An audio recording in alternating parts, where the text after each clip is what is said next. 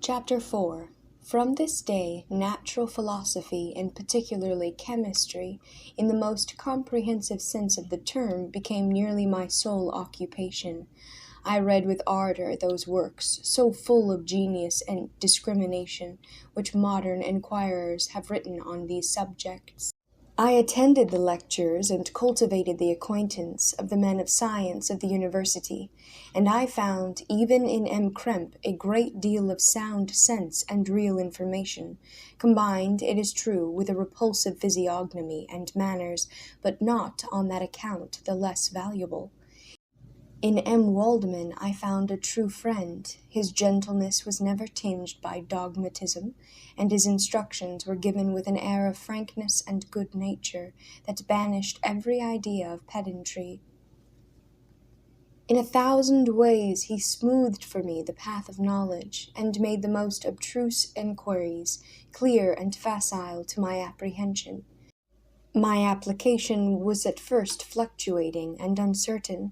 It gained strength as I proceeded, and soon became so ardent and eager that the stars often disappeared in the light of morning whilst I was yet engaged in my laboratory.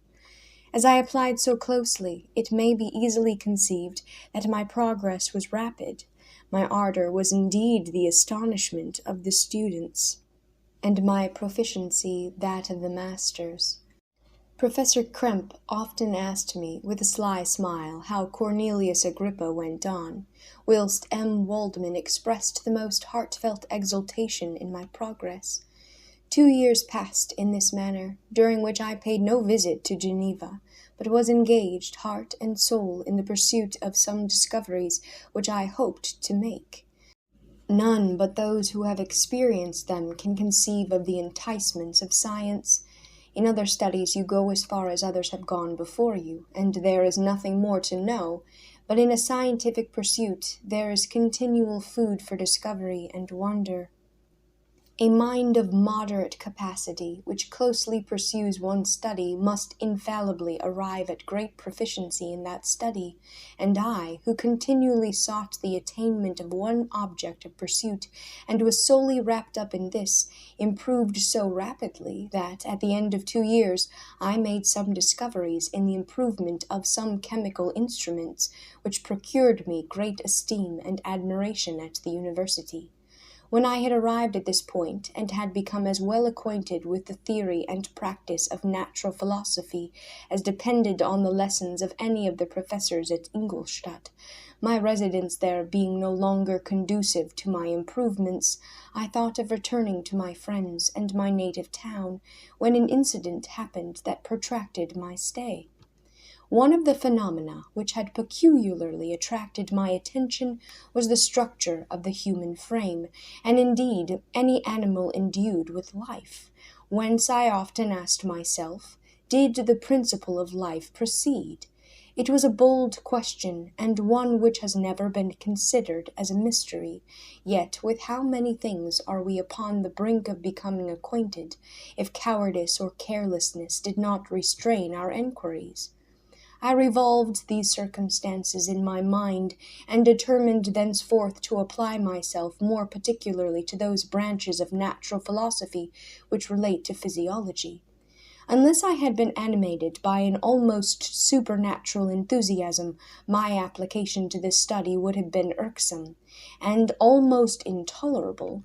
To examine the causes of life, we must first have recourse to death. I became acquainted with the science of anatomy, but this was not sufficient. I must also observe the natural decay and corruption of the human body. In my education, my father had taken the greatest precautions that my mind should be impressed with no supernatural horrors. I do not ever remember to have trembled at a tale of superstition, or to have feared the apparition of a spirit. Darkness had no effect upon my fancy, and a churchyard was to me merely the receptacle of bodies deprived of life, which, from being the seat of beauty and strength, had become food for the worm. Now I was led to examine the cause and progress of this decay, and forced to spend days and nights in vaults and charnel houses. My attention was fixed upon every object the most insupportable to the delicacy of the human feelings. I saw how the fine form of man was degraded and wasted. I beheld the corruption of death and succeed to the blooming cheek of life. I saw how the worm inherited the wonders of the eye and brain. I paused, examining and analyzing all the minutiae of causation, as exemplified in the change from life to death, and death to life, until, from the midst of this darkness, a sudden light broke in upon me, a light so brilliant and wondrous, yet so simple, that while I became dizzy with the immensity of the prospect which it illustrated, I was surprised that among so many men of genius who had directed their enquiries towards the same science, that I alone should be reserved to discover so astonishing a secret. Remember, I am not recording the vision of a madman. The sun does not more certainly shine in the heavens than that which I now affirm is true. Some miracle might have produced it, yet the stages of the discovery were distinct and probable. After days and nights of incredible labor and fatigue, I succeeded in discovering the cause of generation and life. Nay, more, I became myself capable of bestowing animation upon lifeless matter. The astonishment which I had at first experienced on this discovery soon gave place to delight and rapture. After so much time spent in painful labor, to arrive at once at the summit of my desires was the most gratifying consummation of my toils. But this discovery was so great and overwhelming that all the steps by which I had been progressively led to it were obliterated, and I beheld only the result. What had been the study and desire of the wisest men since the creation of the world was now within my grasp. Not that, like a magic scene, it had all opened upon me at once. The information I had obtained was of a nature rather to direct my endeavors so soon as I should point them towards the object of my search, than to exhibit that object already accomplished. I was like the Arabian who had been buried with the dead, and found a passage to life, aided only by one glimmering and seemingly ineffectual light. I see by your eagerness, and the wonder and hope which your eyes express, my friend, that you expect to be informed of the secret with which I am acquainted. That cannot be. Listen patiently until the end of my story, and you will easily perceive why I am reserved upon that subject.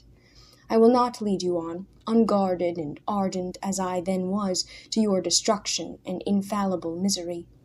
Learn from me, if not by my precepts, at least by my example, how dangerous is the acquirement of knowledge, and how much happier that man is who believes his native town to be the world, than he who aspires to become greater than his nature will allow. When I found so astonishing a power placed within my hands, I hesitated a long time concerning the manner in which I should employ it. Although I possessed the capacity of bestowing animation, yet to prepare a frame for the reception of it, with all its intricacies of fibers and muscles, veins, still remained a work of inconceivable difficulty and labor. I doubted at first whether I should attempt the creation of a being like myself, or one of simpler organization. But my imagination was too much exalted by my first success to permit me to doubt of my ability to give life to an animal as complex and wonderful as man. The materials at present within my command hardly appeared adequate to do so arduous an undertaking, but I doubted not that I should ultimately succeed. I prepared for myself a multitude of reverses. My operations might be incessantly baffled, and at last my work be imperfect. Yet, when I considered the improvement which every day takes place in science and mechanics, I was encouraged to hope my present attempts would at least lay the foundations of future success. Nor could I consider the magnitude and complexity of my plan as any argument of its impracticability. It was with these feelings that I began the creation of a human being. As the minuteness of the parts formed a great hindrance to my speed, I resolved, contrary to my first intention, to make the being of a gigantic stature, that is to say, about 8 feet in height and proportionably large. After having formed this determination, and having spent some months in successfully collecting and arranging my materials, I began. No one can conceive the variety of feelings which bore me onwards, like a hurricane in the first enthusiasm of success. Life and death appeared to me ideal bounds which I should first break through and pour a torrent of light into our dark world. A new species would bless me as its creator and source. Many happy and excellent natures would owe their being to me. No father could claim the gratitude of his child so completely as I should deserve theirs. Pursuing these reflections, I thought that if I could bestow animation upon lifeless matter, I might in process of time, although I now found it impossible, renew life where death had apparently devoted the body to corruption. These thoughts supported my spirits while I pursued my undertaking with unremitting ardor. My cheek had grown pale with study, and my person had become emaciated with confinement. Sometimes on the very brink of certainty I failed, yet still I clung to the hope which the next day or the next hour might realize. One secret, which I alone possessed, was the hope to which I had dedicated myself, and the moon gazed on my midnight labors, while, with unrelaxed and breathless eagerness, I pursued nature to her hiding places. Who shall conceive the horrors of my secret toil, as I dabbled among the unhallowed damps of the grave, or tortured the living animal to animate the lifeless clay? My limbs now tremble, and my eyes swim with the remembrance. But then a resistless and almost frantic impulse urged me forward. I seemed to have lost all soul or sensation but for this one pursuit. It was indeed but a passing trance, that only made me feel with renewed acuteness so soon as, the natural stimulus ceasing to operate, I had returned to my old habits. I collected bones from charnel houses, and disturbed with profane fingers the tremendous secrets of the human frame. In a solitary chamber, or rather cell, at the top of the house, and separated from all the other apartments by a gallery and staircase, I kept my workshop of filthy creation. My eyeballs were starting from their sockets in attending to the details of my employment. The dissecting room and the slaughter-house furnished many of my materials, and often did my human nature turn with loathing from my occupation, whilst, still urged on by an eagerness which perpetually increased, I brought my work near to a conclusion. The summer months passed while I was thus engaged, heart and soul in one pursuit. It was a most beautiful season. Never did the fields bestow a more plentiful harvest, or the vines yield a more luxuriant vintage. But my eyes were insensible to the charms of nature, and the same feelings which made me neglect the scenes around me caused me also to forget those friends who were so many miles absent, and whom I had not seen for so long a time. I knew my silence disquieted them, and I well remembered the words of my father. I know that while you are pleased with yourself, you will think of us with affection, and we shall hear regularly from you. You must pardon me if I regard any interruption in your correspondence as a proof that your other duties are equally neglected. I knew well, therefore, what would be my father's feelings, but I could not tear my thoughts from my employment, loathsome in itself, but which had taken an irresistible hold of my imagination. I wished, as it were, to procrastinate all that related to my feelings of affection until the great object, which swallowed up every habit of my nature, should be completed. I then thought that my father would be unjust if he ascribed my neglect to vice or faultiness on my part, but I am now convinced that he was justified in conceiving that I should not be altogether free from blame. A human being in perfection ought always to preserve a calm and peaceful mind, and never to allow passion or a transitory desire to disturb his tranquillity. I do not think that the pursuit of knowledge is an exception to this rule.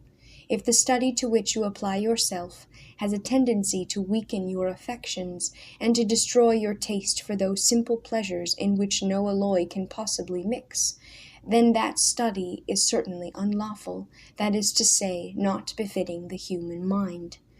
If this rule were always observed, if no man allowed any pursuit whatsoever to interfere with the tranquillity of his domestic affections, Greece had not been enslaved. Caesar would have spared his country, America would have been discovered more gradually, and the empires of Mexico and Peru had not been destroyed. But I forget that I am moralizing in the most interesting part of my tale, and your looks remind me to proceed. My father made no reproach in his letters, and only took notice of my silence by inquiring into my occupations more particularly than before.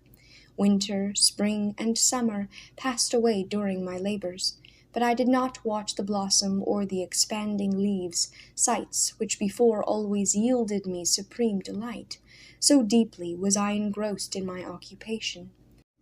The leaves of that year had withered before my work drew near to a close, and now every day showed me more plainly how well I had succeeded. But my enthusiasm was checked by my anxiety, and I appeared rather like one doomed by slavery to toil in the mines, or any other unwholesome trade, than an artist occupied by his favorite employment. Every night I was oppressed by a slow fever, and I became nervous to a most painful degree. The fall of a leaf startled me, and I shunned my fellow creatures as if I had been guilty of a crime. Sometimes I grew alarmed at the wreck I perceived that I had become. The energy of my purpose alone sustained me. My labors would soon end, and I believed that exercise and amusement would then drive away incipient disease, and I promised myself both of these when my creation should be complete.